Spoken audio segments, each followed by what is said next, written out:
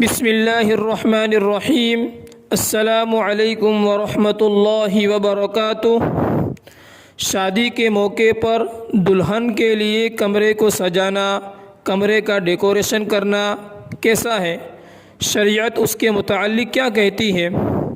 تو جواباً عرض یہ ہے کہ اسراف سے بچتے ہوئے دلہن کے لیے کمرے کو مزین کرنا، کمرے کا ڈیکوریشن کرنا اس کی گنجائش ہے، لیکن اس پر ہزاروں روپیے خرچ کر دینا، ہزاروں روپیے برباد کر دینا جیسا کہ آج کل معمول بن گیا ہے، یہ شرعاً پسندیدہ نہیں ہے۔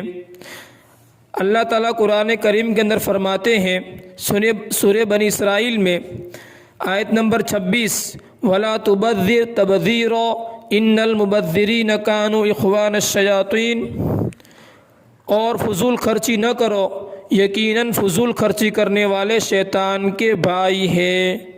واللہ اعلم بالصواب۔